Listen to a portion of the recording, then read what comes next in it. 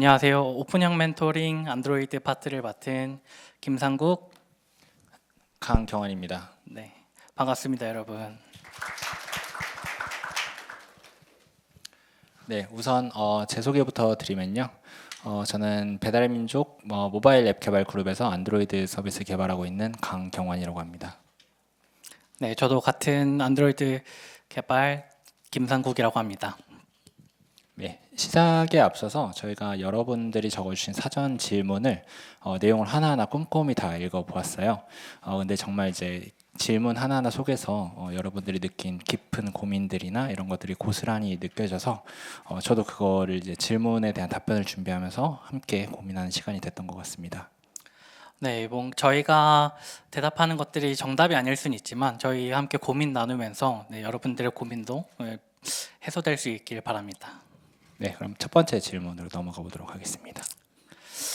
네, 이거 사전 질문으로 들어온 질문들을 정리해 둔 거고, 먼저 역량에 대해서 질문이 들어왔어요. 그래서 신입 개발자가 기대하는 역량이란 어떤 것이 있나요? 그리고 주니어가 일을 더 잘하기 위해서는 어떤 노력을 해야 할까요? 이런 질문들 들어왔어요. 근데 두 개가 약간 성격이 비슷한 것 같아서 묶어서 좀 답변을 드리려고 합니다. 네, 상공님이 답변해 주세요. 네. 먼저 중요한 부분은 일단 CS에 대한 기본 지식, 컴퓨터 사이언스에 대한 기본 지식과 알고리즘 문제 풀이하는 부분들도 중요하다고 생각하고요. 그다음에 다른 기술에 대한 디버깅도 굉장히 중요하다고 생각을 해요. 그리고 마지막으로는 이제 새로운 기술이나 이제 학습에 대한 열정이 좀 중요한 포인트가 아닐까 이런 생각을 합니다. 그래서 실제로 뭔가 사람을 채용할 때 면접관으로 있을 때 이런 부분들을 중점적으로 많이 봤던 것 같고요. 하나하나 좀 자세하게 설명을 드려보면 일단 CS에 대한 기본 지식에 대한 부분은 사실 신입 개발자는 경력도 없고 이 사람이 뛰어난지 안 뛰어난지 어느 정도의 역량을 가지고 있는지 알기가 굉장히 어려워요. 그래서 일단 학교에서 배웠던 이제 CS에 대한 지식들을 온전히 다 공부를 했고 그 지식들 바탕으로 이제 개발이 진행되는 거다 보니까 그런 부분들 중요하다고 생각이 되고, 그다음에 알고리즘 문제풀이도 있겠죠. 그것도 이제 또한 문제풀이 능력, 문제 해결 능력을 검증할 수 있는 수단으로 활용되는 거고, 알고리즘을 잘 푼다고 해서 뛰어난 개발자는 아니지만 뛰어난 개발자들은 알고리즘 능력을 충분히 갖고 있다고 생각을 합니다. 그리고 이제 다뤄봤던 기술에 대한 디버깅이 좀 중요하다고 생각을 했는데요. 예를 들어서 지금 안드로이드 세션이니까 뭐 컴포즈, 코르틴 이런 기술들을 다들 다뤄보셨을 것 같아요. 근데 그런 기술들을 봤을 때 코르틴이 동작할 때 이게 뭔가 서브루틴 형태로 뭐 비선점 형태 멀티스레딩 환경을 구성할 수 있게 도와주는구나 이렇게 쓰는 것과 구체적으로 내부에 어떻게 동작하는지를 아는 건 다르다고 생각하거든요. 그래서 코르틴이 동작할 때 뭐 컨티뉴에이션 객체들이 뭐 IR을 만드는 과정에서 초과되고 그 컨티뉴에이션 객체를 통해서 어디서 중단되고 다시 재개될 때 어떤 값들을 가져오는지 이런 부분들을 아냐 모르냐가 그냥 개발할 땐 사실 상관이 없는데 문제가 닥쳤을 때 확인해 볼 수 있는 디버깅 능력 굉장히 좀 많이 필요하다고 생각이 됩니다. 그래서 이런 부분들 중요하고, 마지막으로 새로운 기술이나 학습에 대한 열정도 좀 중요한데요. 이런 부분들은 상대적으로 주니어 분들이 훨씬 유리한 부분이 있어요. 이게 연차가 쌓이고 나이가 먹으면서 이제 새로운 것들을 받아들이는 게 조금씩 늦어지는 것 같거든요. 근데 처음에는 이런 것들을 훨씬 더 쉽게 접근하게 되고, 이렇게 쓰면 되는구나, MVVM은 이렇게 동작하는구나 이런 것들을 학습하면서 그런 것들에 대한 이제 열정적으로 그런 것들을 학습하고 하는 것들이 중요하다고 생각이 듭니다. 살짝 첨언해도 될까요? 네, 상공님이 이제 기본기가 중요하다고 이제 말씀을 하시면서 이제 예시로 뭐 코르틴에서는 뭐 서스펜션이 어떻게 동작을 해야 된다 뭐 이런 걸 말씀을 주셨는데 사실상 신입 개발자가 모든 거를 다 학습하기에는 어려움이 조금 있다고 봅니다. 그래서 뭐 요즘 사실 뒤에 가면 기술 트렌드를 어디까지 알아야 되나요? 뭐 이런 질문도 있어요. 그래서 이제 거기에도 이제 말씀을 드리겠지만 모든 거를 다 배우거나 공부하거나 이제 알려고 한다기보다는 그냥 처음부터 이제 기본기부터 탄탄하게 배워 나가고, 또 만약에 새로운 기술을 익힐 때는 또 그거를 사용법뿐만 아니라 그거에 대한 이제 기본기도 함께 챙겨 나가야 된다. 뭐 이런 의미로 상국님이 얘기를 해주셨던 것 같아요. 네, 그럼 다음 질문으로 넘어가 보도록 하겠습니다. 네, 또 역량에 관련된 질문인데요. 어떤 개발자와 함께 일하고 싶으신가요? 또 어떤 개발자와 함께 일하기 어렵다고 생각하시나요? 라는 질문이 들어왔었어요. 그리고 요거를 질문을 해주신 분이 아마 제가 기억하기로는 아직 학생 분이셨던 것 같습니다. 그래서 질문을 해주신 이유가 난 이제 개발자로 이제 일을 하러 나갈 건데 내가 당연히 이제 함께 일하기 좋은 개발자가 되고 싶으셔서 질문을 하셨겠죠. 근데 이제 그분에게 좀 드리고 싶은 말씀은, 일이라는 것을 일단 정의를 해보면은, 저희가 뭐 흔히 학생 때는 혼자 프로젝트를 하거나 뭐 사이드 프로젝트를 할 때도 여러 명이서 일을 하긴 하지만 그렇게 많은 인원과 일을 하진 않습니다. 근데 막상 이제 흔히 주니어 개발자들이 착각하는 것이 혼자만 잘한다고 이제 되는 것이 아니라는 겁니다. 물론 이제 개발 실력도 중요하겠지만 소프트 실력도 그만큼 중요하다. 특히 이제 안드로이드 개발자는 이제 고객한테 닿는 최전선에서 일을 하는 직군이다 보니까 굉장히 많은 직군들과 의사소통을 해야 합니다. 뭐 예를 들면 뭐 API를 개발하는 서브 개발자가 있을 수도 있겠고요. 기획을 해오는 PM, 뭐 디자이너, QA, 또는 같이 뭐 프로젝트를 들어갔을 때 다른 iOS나 안드로이드 동료들도 있습니다. 이렇게 많은 사람들이 한꺼번에 회의를 하고 프로덕트에 대한 이제 내용들을 다루게 되는데요. 이때 커뮤니케이션 비용이 많이 발생합니다. 그래서 요거를 잘 조율하고, 또 자기가 맡은 바에 대해서는 또 전문적인 기술을 가지고 대답을 할 수 있고, 또 어떤 조율이 들어왔을 때 잘 조절을 해줄 수 있는, 그리고 명확하게 소통을 하고, 또 불명확한 소통을 하지 않거나 아니면은 꽉 막힌 대답을 하지 않는 개발자가 함께 일하기 좋은 개발자나 어려운 개발자라고 생각을 합니다. 그럼 다음 질문. 네. 네, 다음 질문은 이상적인 안드로이드 개발자란 어떤 모습인가요? 이런 말씀을 주셨는데, 이거는 사실 쉽게 답변하려면 정말 쉽고 어렵게 답변하려면 정말 어려운 질문인 것 같아요. 그렇죠. 뭐 일단 쉽게 대답하면, 커뮤니케이션에 문제가 없고 나이스한 커뮤니케이션과 뭐 모든 기술력을 겸한 기술력을 보유하고 있으며, 이제 그 새로운 기술에 대한 학습 열정이 있다면 이상적인 안드로이드 개발자라고 할 수 있지 않을까요?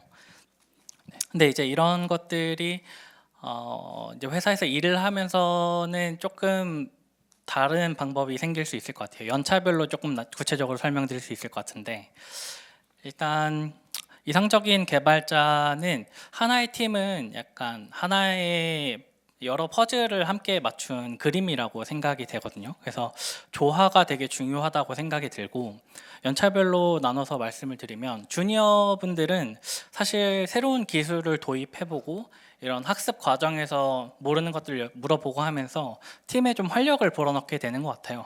그래서 좀 소극적이고 방어적인 분들보다는 좀 더 적극적이고 에너지 넘치는 분들, 기술에 대해서 그런 분들이 좋은 주니어 개발자라고 생각이 들고, 그 사이에 중니어 개발자라고 보통 표현을 하는데, 중니어 개발자 같은 경우는 사실 군대로 치면 일병상병 이런 느낌이죠. 그래서 깔끔하게 대부분의 일 처리를 할 수 있어야 되고, 어려운 업무도 때에 따라서 맡아서 잘 진행을 해서 가장 많은 이제 업무들을 좀 진행하게 되는 포지션인 것 같아요.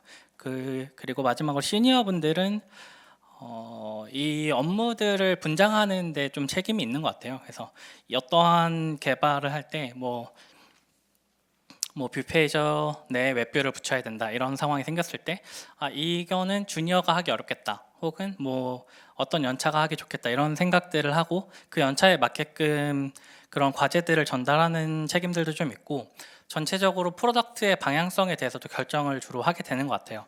이런 경험들이나 이런 것들이 많기 때문에 좀 더 그런 것들을 결정하게 되는 것 같고, 마지막으로는 좀 주니어들의 성장에도 많이 기여를 해야 될 것 같아요. 그래서 이렇게 주니어, 중니어, 시니어 이렇게 크게 세 가지 포지션으로 이제 하나의 팀을 조화롭게 구성하는 게 가장 이상적인 개발자로 되지 않을까 싶습니다. 네, 감사합니다. 다음은 이제 역량을 넘어가서 이제 커리어 방향성에 대한 질문이 들어왔는데요. 앞으로 변화하는 기술에 따라서 안드로이드 개발자는 어떤 방향으로 공부를 해야 할까요? 라는 질문이 들어왔고, 사실 다음 질문도 비슷한 맥락인 것 같아서 한 번에 이어서 가도록 하겠습니다.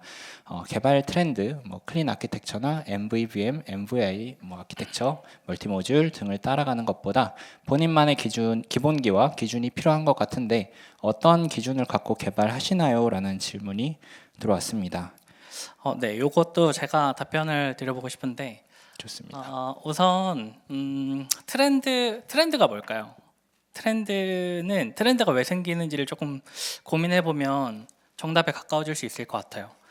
트렌드는 다수의 개발자들이 그런 트렌드 방향성에 대해 되게 공감을 하게 돼서 너도 나도 나도 이거 좋아, 나도 이거 좋아 하다 보니까 그런 것들이 성장해서 트렌드가 된다고 생각을 하거든요. 그래서 이제 근데 이때 공감은 약간 그 시대에 같이 겪는 이제 문제들을 해결하는 방법에 대해서 고민이 많이 되는 거죠. 그래서 아키텍처들도 좀 더 세분화하는 방법으로 지나가면 좀 되는 것 같고. 그래서 이렇게 단순하게 이제 새롭게 생겼다고 해서 이제 트렌드로 이렇게 따라간다 이렇게 하는 것보다도 약간 그 시대의 개발자에게 문제 해결 혹은 방향성을 제시하면서 그런 트렌드가 생긴다고 생각을 합니다.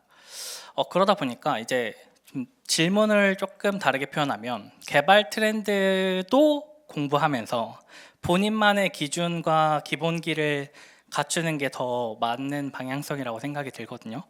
그래서 제가 프로그래밍 하고 있는 아키텍처에서 다른 트렌드는 어떤 것이 될까를 항상 공부하고 반드시 그걸 적용하지 않아도 괜찮아요. 근데 이제 적용할지 안 할지 결정하려면 그게 어떤 구조인지 이해해야 되잖아요. 그래서 그런 것들에 대한 학습은 멈추지 않아야 될 것 같습니다. 우리 상국님이 저보다 시니어셔가지고 기준이 좀 더 엄격하신 것 같습니다. 근데 이게 진짜 좀 어렵거든요. 저도 다 모릅니다. 저도 다 모르고. 근데 이제 이게 회사 일이나 취준하는데 공부를 언제 또 하냐 이렇게 생각이 들 수 있는데 만약에 회사 업무가 너무 바쁘다면 그 시간을 좀 쟁취해야 되는 것 같아요. 나 이거 개발하는데 꼭 필요한 아키텍처다. 이거에 대한 러닝이 필요해서 일정 기간 그런 학습에 대한 기간을 보장해 달라 이렇게 얘기를 할 수 있으셔야 되고 근데 이것들 이제 혼자 단독으로 하면 안 되고 팀 내에서 충분히 공감하는 아키텍처에 대해서 진행을 하면 좋을 것 같아요. 저도 답변을 좀 드리도록 하겠습니다. 사실 저도 이제 항상 고민하는 부분인데요. 이 개발 트렌드 따라가기가 워낙 벅찬 게 아니거든요. 항상 새로운 게 슉슉슉 나오고 빅뉴스 이런 것만 봐도 계속 바뀌려는 움직임이 있기 때문에 굉장히 따라가는 게 힘든데, 그리고 또 이제 공부를 하려고 하면은 사실 업무에서 사용을 하면은 업무를 사용을 하면서 좀 익힐 수 있는 시간이 되겠지만, 업무적으로 사용을 하지 않는다면 또 따라가려면 또 따로 공부를 해야 되는 시간을 내야 되는 번거로움도 있습니다. 근데 사실 저는 이제 안드로이드 개발자의 실력이라는 게 최신 트렌드를 잘 따라가고 개발 코딩을 잘 하고 이것만 있는 게 아니라 실력이 좋다라는 것 안에 내포하고 있는 게 새로운 기술을 얼마나 더 빠르게 습득할 수 있느냐, 이것도 실력에 좀 포함이 된다라고 생각을 하기 때문에 굳이 새로운 트렌드가 나왔다고 해서 이거를 내가 당장 써보는 게 아니라 내가 그거를 습득할 수 있는 실력이나 기본기를 가지고 있으면은 언제든지 그거를 사용해야 되는 시기가 왔을 때 독스만 보고도 그거를 사용할 수 있다라고 생각을 합니다. 그래서 뭔가 이걸 쫓아가려고 이제 공부를 하다기보다는 이제 필요할 때 그때 이제 찾아보면서, 그리고 그렇다고 해서 이제 너무 개발 트렌드를 등한시한다는 건 아니고요. 네, 그냥 변화하는 기술의 흐름을 이제 좀 맞춰가면서 그런 방향성으로 공부를 하면 좋을 것 같습니다. 네. 방금 빨리 습득할 수 있는 기가 중요하다고 하셨는데요. 그러면 그거는 어떻게 기르세요? 네, 말씀하시죠. 사실 엉덩이 붙이고 공부하는 수가 다인 것 같습니다. 이게 예를 들어서 자바 언어에서 이제 코틀린 언어로 많이 넘어갔죠. 근데 이제 코틀린 언어를 배울 때 일단 프로그래밍 랭귀지를 처음 배우는 사람과 자바에 어느 정도 익숙한 사람이 코틀린 접하는 거 완전 다르다고 생각하거든요. 왜냐하면 그리고 if else 문 같은 것도 있겠지, 뭐 스위치 케이스 문도 있겠지, 그리고 뭐 반복문도 존재하겠지. 이런 이제 프로그래밍의 전반적으로 통용된 룰 같은 것들을 학습하면서 이런 것들을 어떻게 해결하는지가 각 언어별로 좀 다른 거지. 그것들을 막 해치거나 하는 거는 잘 없거든요. 좀 이레귤러 같은 게 이제 함수형 프로그래밍 같은 게 있긴 한데 그건 약간 논외로 치더라도 나머지는 거의 다 비슷한 룰에 비슷한 방식으로 진행이 되기 때문에 하나의 언어를 배우고 혹은 하나의 라이브러리 프레임워크를 배우고 나면 그 다음에 배우는 것들은 점점 속도가 더 붙게 될 것 같아요. 맞아요. 근데 여기서 중요한 점은 그거를 이제 써봤다, 나 대거 써봤어, 대거 힐트 써봤어가 아니라 대거 힐트가 어떻게 동작하고 내부 동작까지 하고 있어요. 다음 것도 훨씬 쉽게 이해할 수 있을 것 같습니다. 네, 사실 기술 트렌드라는 게 갑자기 없다가 뿅 하고 생겨난 게 아니라 굉장히 이제 많은 다른 이제 파트에서 이제 차용을 해왔다거나 뭐 예를 들면 컴포즈 같은 경우도 그 리액트에서 많은 개념들을 차용을 해왔죠. 그래서 기존에 있는 개념들 개발 개념들을 가져온 거기 때문에 좀 많이 이제 보고 좀 넓게 보는 시야를 가지면은 새로운 걸 좀 얻는데 좀 실력이 좀 더 늘어날 것 같습니다. 네, 그럼 다음 질문으로 넘어가도록 하죠. 네, 다음은 이제 안드로이드 시장 전망에 대한 생각을 듣고 싶다 이렇게 말씀을 해주셨는데 이것도 좀 대답하기가 좀 어려운 부분인 것 같아요. 이거 뭐 네이티브랑 크로스 플랫폼에 대한 질문일까 이런 생각들도 좀 했고 안드로이드 자체에 대한 전망을 좀 여쭤보시는 걸까 이런 생각을 했는데 일단 두 가지 다 답변을 좀 드려보자면 우선 안드로이드 시장은 확대될 겁니다. 지금보다 더 많은 곳에 쓰일 거고 예를 들어서 지금 저희는 안드로이드 폰과 태블릿을 사용하는 걸 주로 처리하고 있고 저도 이제 그 부분만 케어하면서 이제 개발하고 있지만 그 외에 지금 TV 셋톱박스도 안드로이드로 돌아가는 게 굉장히 많고 워치나 자동차 인포테인먼트도 동일하고 그다음 VR 기기 있죠. 오큘러스 퀘스트라고 VR 기기도 안드로이드 OS 기반이거든요. 그래서 이런 안드로이드가 사실 오픈 소스로서 iOS보다 훨씬 확장성이 뛰어나다고 생각하고 앞으로도 어떤 웨어러블 기기나 이런 것들이 새로 도입이 될 때 안드로이드 OS를 튜닝한 이제 안드로이드도 이제 리눅스 기반이지만 이제 그런 이제 오픈 소스들을 튜닝한 형태로 많이 될 것 같아요. 그래서 안드로이드 자체 시장은 좀 앞으로도 전망은 나쁘지 않을 것 같다 생각이 들고 일단 크로스 플랫폼에 대해서도 좀 얘기를 드리고 싶은데 크로스 플랫폼 시간이 굉장히 많이 흐르면 크로스 플랫폼이 더 많이 쓰일 수 있다고 생각이 듭니다. 근데 지금 아직까지 크로스 플랫폼에 이제 해결할 수 없는 문제는 뭐냐면 네이티브가 나와야 그 다음에 크로스 플랫폼에 적용이 되거든요. 안드로이드에서 제공하지 않는 기능을 크로스 플랫폼에서 제공하기는 어려워요. 그러다 보니까 그런 갭이 무조건 발생할 수밖에 없는데 이제 그런 갭 차들이 근데 시간이 지나면 점점 줄어들 거예요. 그래서 지금도 뭐 리액트 네이티브도 있고 뭐 플러터도 있고 뭐 코틀린 멀티플랫폼 같은 것도 있고 그런 것들을 통해서 이제 개발이 대체될 수는 있지만 굉장히 좀 큰 기업에서는 그 갭을 무시하기 쉽지 않을 것 같거든요. 그래서 개인적인 생각으로는 이런 네이티브 개발자들 이제 뭐 스타트업이나 이런 빠르게 피버팅 해야 되고 이런 케이스가 아니라면 네이티브 개발자들은 대기업에 한해서는 좀 수요가 계속 있을 것 같다는 생각이 듭니다. 바로 바뀌진 않겠죠. 뭐 안드로이드 코드도 보면 5년 전 코드랑 지금 코드랑 굉장히 다른데요. 네, 따라가야죠. 네, 다음은 실무 경험과 노하우로 넘어가 보도록 하겠습니다. 네, 첫 번째 질문으로 안드로이드 개발에서 가장 중점을 두는 포인트는 무엇인가요? 라고 했는데 그냥 간단하게 하나씩 말하면 될 것 같죠? 네. 저 같은 경우는 이제 사용자 경험이 가장 중요하다고 생각합니다. 왜냐하면 아무래도 저희 앱이란 프로덕트라는 것 자체가 사용자한테 나가는 것이고 그리고 그 가치 자체도 사용자가 평가를 하는 것이기 때문에 사용자 경험 최적화가 제일 중요하다고 생각을 하고 물론 팀 내 유지 보수 같은 것도 중요하지만 저는 고객이 있어야지 프로덕트가 있다고 생각을 해서 사용자 경험 가치를 최우선으로 두겠습니다. 네, 저는 뭐 유사할 수도 있지만 안정성인 것 같아요. 앱의 안정성을 좀 중요하게 생각하고 있고 이 앱의 사용성과도 동일하게 연결될 수 있죠. 그래서 과거에 제가 함께 일했던 동료 중에 뭔가 프로그래밍적 오류가 생기면 스로우를 던지던 개발자분이 계셨어요. 그분을 욕하는 건 아니지만 스로우를 던지면 이제 문제를 굉장히 빨리 파악할 수 있고 그 결국에 100점으로 가기까지의 속도는 굉장히 빠를 수 있지만 그 과정에서 사용자들은 앱이 자꾸 죽는 경험을 하게 되잖아요. 근데 그런 것들이 좀 저는 되게 잘못된 방향이었다고 생각이 들고, 그래서 이런 서비스들을 운영하면서 고객에게 어쨌든 말씀하셨던 것처럼 고객이 있어야 개발자도 있다고 생각하기 때문에 네, 안정성을 좀 중요하게 생각하고 있습니다. 아키텍처도 바로 이어서 해주시죠. 네. 저 멘토님이 선호하는 아키텍처는 무엇이며 그 이유는 무엇인가요?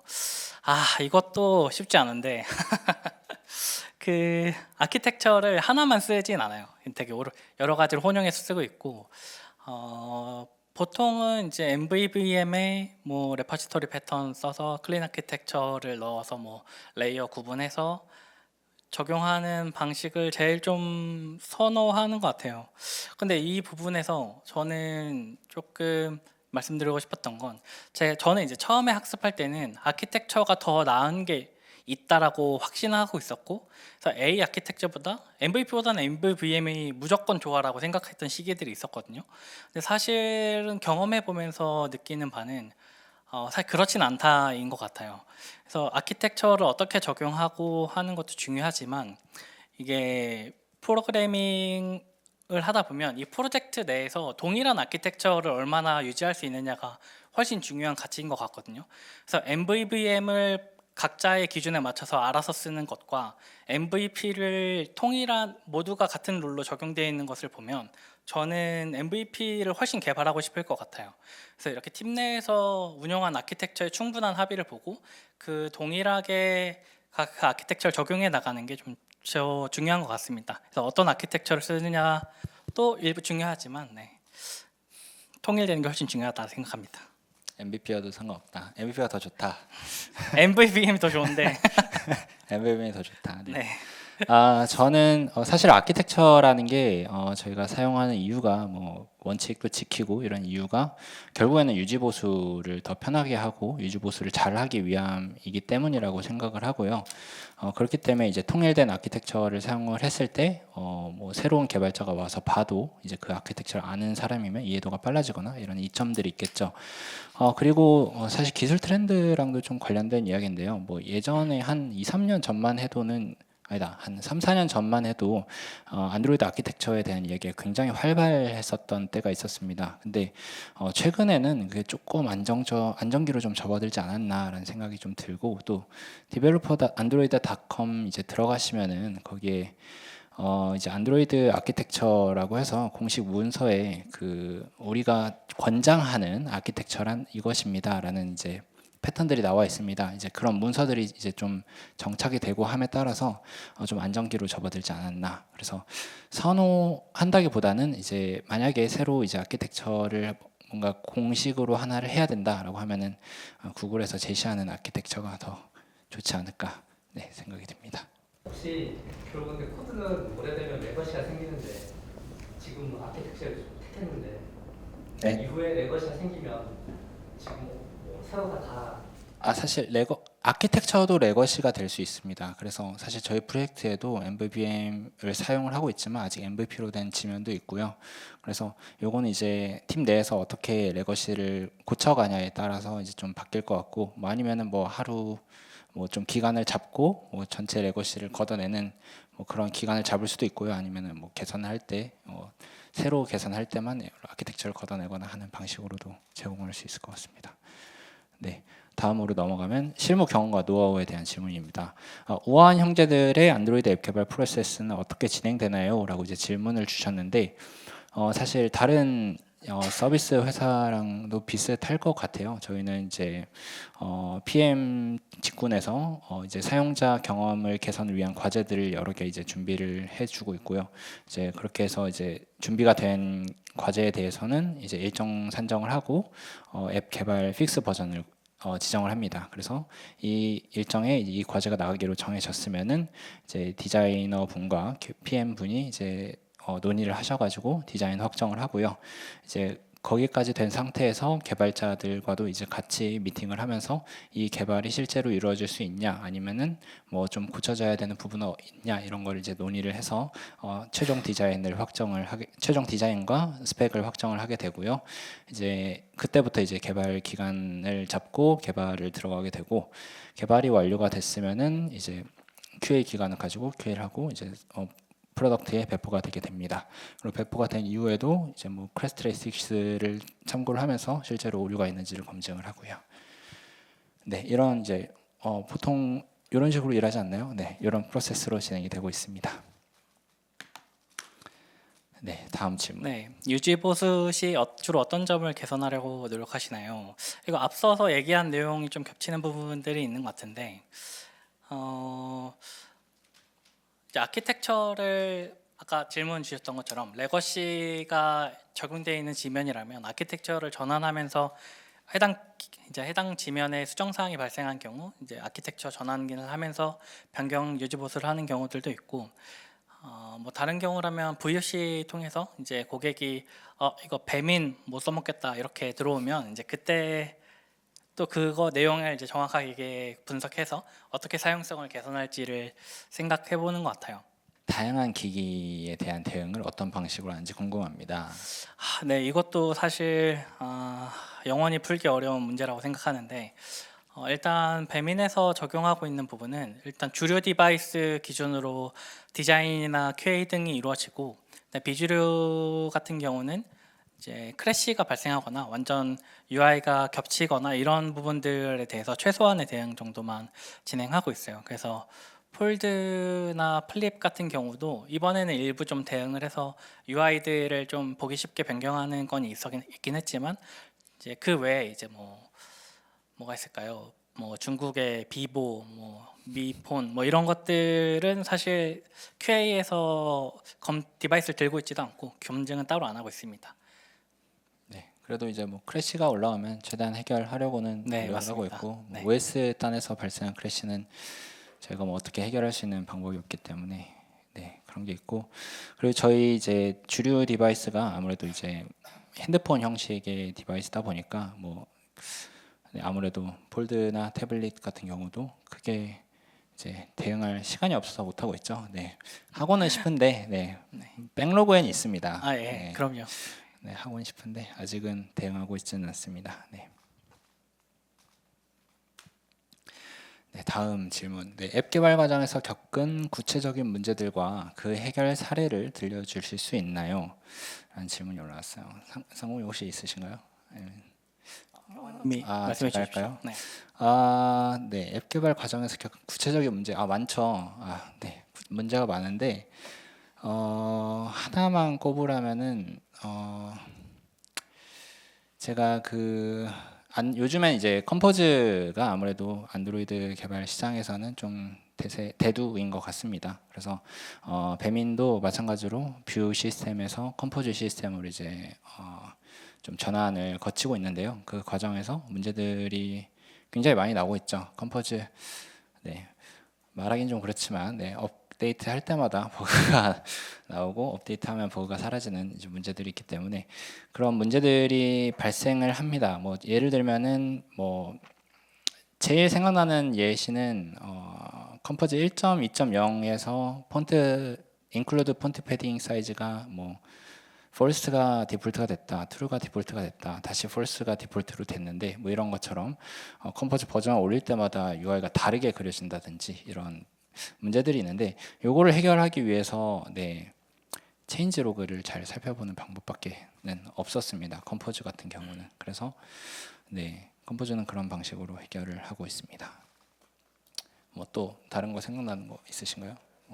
네, 저도 짧게만 말씀드리면 뷰페이저와 헤더가 구성되어 있는 지면에서 뷰페이저 내부에 웹뷰가 이제 각 뷰페이저마다 웹뷰가 있었고, 그 위에 이제 헤더가에 이제 검색바가 있어서 이제 스크롤 시 어느 정도 스크롤 지나면 걸려야 되는 로직이 있었어요. 근데 이제 그게 일반적으로는 처리가 안 되거든요. 그래서 네스티드 스크롤을 처리하면서 그 웹뷰에서 들어오는 터치 이벤트들을 받아서 이 컨슘되지 않은 스크롤 범주를 계산해서 그거를 강제적으로 그 페런트에다가 스크롤 시켜주고, 그럼 그 스크롤 페런트에서 그 스크롤을 헤더에서 얼마나 컨슘할 수 있는지 계산해서 그 헤더에서 컨슘하고, 그 이후엔 또 페런트에서 컨슘하고, 그러고 나면 이제 또 웹뷰에서 나머지 스크롤을 컨슘하는 이런 로직들을 계산해야 되는 게 있었는데, 이때 좀 굉장히 고생을 많이 했거든요. 이게 스크롤 이슈. 스크롤 처리는 디버깅이 안 되잖아요. 브레이크 포인트를 잡으면 딱 XY 좌표 딱 그 케이스만 되는 거고, 스크롤 처리는 XY, DX, DY가 얼만큼 되는지에 따라 화면이 이동이 돼야 되기 때문에 뭐 로깅을 굉장히 열심히 해서 내부 구조를 팠던, 뷰점 클래스 코드도 굉장히 많이 봤던 문제가 있었던 것 같아요. 네. 네, 저희가 이제 사전에 준비된 질문은 여기까지였고요. 다음은 무엇이든 물어보세요로 넘어가려고 합니다. 감사합니다.